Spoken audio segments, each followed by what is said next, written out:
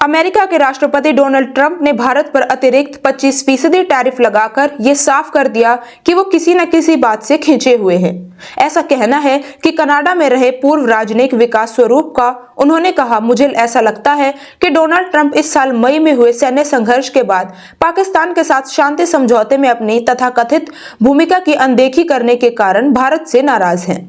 पूर्व राजनयिक ने पाकिस्तान के साथ अमेरिका के मौजूदा संबंधों को बड़े पैमाने पर वित्तीय हितों से प्रेरित एक अल्पकालिक सामरिक व्यवस्था के रूप में सबके सामने रखा है।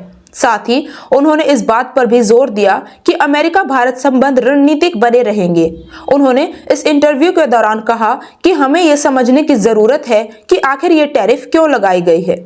एक तो ये ट्रंप भारत से खुश नहीं है। वो इसलिए खुश नहीं है क्योंकि हम ब्रिक्स के सदस्य हैं। उनको ऐसा लगता है कि ब्रिक्स का ऐसा देशों का समूह है जो अमेरिका विरोधी है और ये आगे चलकर अमेरिकी डॉलर को बड़ी चुनौती दे सकता है।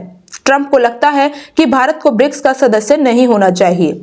स्वरूप के अनुसार इसका दूसरा कारण मई में ऑपरेशन सिंदूर के बाद पाकिस्तान के साथ शांति समझौता करने के लिए ट्रंप को श्रेय देने से नई दिल्ली का इनकार है।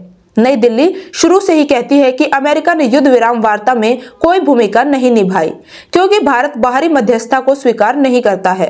पाकिस्तान के सैन्य संचालन महानिदेशक के अनुरोध पर दोनों देशों के सशस्त्र बलों के बीच सीधे तौर पर संघर्ष विराम की मध्यस्थता की गई थी।